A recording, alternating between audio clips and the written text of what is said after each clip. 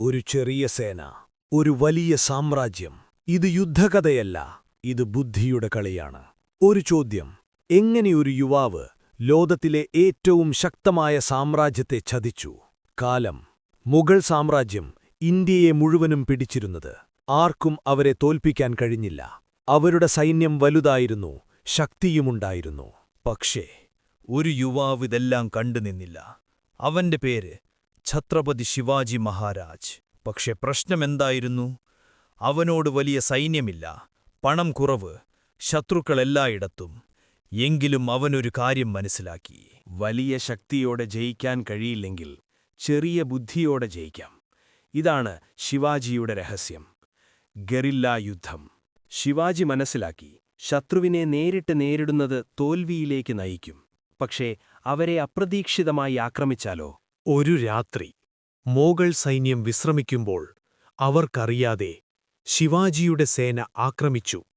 അവർക്കറിയുന്നതിനു മുമ്പുതന്നെ ആ ആക്രമണം അവസാനിച്ചു. ശിവാജിയുടെ സൈന്യം കാറ്റുപോലെ അപ്രത്യക്ഷമായി. മോഗൽ സേന ആശയക്കുഴപ്പത്തിലായിരുന്നു. അവർ എവിടെ നിന്നാണ് വരുന്നത്? എങ്ങനെ അപ്രത്യക്ഷമാകുന്നു? അവരുടെ ഭയം ഇപ്പോഴാണ് തുടങ്ങിയത്. ഇതൊരു യുദ്ധമല്ലായിരുന്നു, ഇതൊരു മനസ്സിന്റെ കളിയായിരുന്നു. ശിവാജി ശത്രുവിനെ തോൽപ്പിച്ചത് ശക്തിയാലല്ല, ബുദ്ധിയാൽ. അവൻ ദുർബലനായി നടിച്ചു, പിന്നോട്ടു പോയതുപോലെ തോന്നിച്ചു. മോഗൾ സേന അതൊരവസരമെന്ന് കരുതി മുന്നോട്ടു നീങ്ങി. പക്ഷേ അതൊരു പ്ലാനായിരുന്നു. മലകളുടെ ഇടയിൽ അവർ കുടുങ്ങി. ഇപ്പോൾ യുദ്ധം ശരീരത്തിലല്ല, മനസ്സിലാണ് നടക്കുന്നത്. ശത്രുക്കൾക്കിനി വിശ്വാസമില്ല. എവിടെയെങ്കിലും ശിവാജിയുണ്ടാകാമെന്ന ഭയം. അവിടെ നിന്നാണെല്ലാം മാറിയത്. വലിയ സേന ചെറിയ സംഘത്തിനെ ഭയപ്പെടാൻ തുടങ്ങി. ഇത് ശിവാജിയുടെ യഥാർത്ഥ വിജയമായിരുന്നു. ശത്രു ഇനിയൊരു പുതിയ നീക്കം ചെയ്തു. ഒരു സമ്മേളനം ആവശ്യപ്പെട്ടു. സമാധാനം പോലെ തോന്നുന്ന ഒരു കുടുക്ക്. ആ ദിവസം ശിവാജി നേരിട്ട് കണ്ടു ഒരു ഭീകരനായ ശത്രുവിനെ, അഫ്സൽ ഖാൻ. എല്ലാവരും കരുതി ഇത് ശിവാജിയുടെ അവസാനം. പക്ഷേ ശിവാജി ഒരിക്കലും തയ്യാറെടുപ്പില്ലാതെ വരില്ല. അവന്റെ കയ്യിൽ ഒരു രഹസ്യ ആയുധമുണ്ടായിരുന്നു: വാഘ് നഖ്.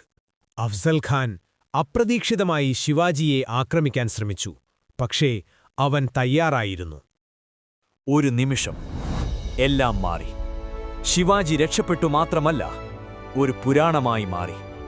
ആ സംഭവത്തിന് ശേഷം ശത്രുക്കൾക്ക് ഒരു കാര്യം വ്യക്തമായി: ശിവാജിയെ തോൽപ്പിക്കാൻ ശക്തി മാത്രം മതിയാകില്ല. അവന്റെ ഏറ്റവും വലിയ ആയുധം വാളല്ല, ചിന്തയാണ്. അവൻ യുദ്ധം ജയിച്ചത് ശത്രുവിന്റെ മനസ്സിൽ ഭയം സൃഷ്ടിച്ചുകൊണ്ട്. നമ്മുടെ ജീവിതത്തിലും വലിയ പ്രശ്നങ്ങൾ വരും. ശക്തി കൊണ്ട് ജയിക്കാൻ കഴിയാത്തപ്പോൾ നമ്മൾ എന്തു ചെയ്യും?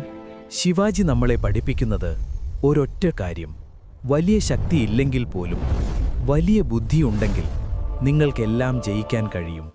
ഇത് നിങ്ങൾക്ക് പ്രചോദനമായി തോന്നിയെങ്കിൽ ഇന്ന് തന്നെ ഒരു തീരുമാനമെടുക്കൂ. ശക്തിയല്ല, ബുദ്ധിയോടെ ജീവിക്കാൻ. ഇങ്ങനെയുള്ള കഥകൾക്ക് സബ്സ്ക്രൈബ് ചെയ്യാൻ മറക്കല്ലേ.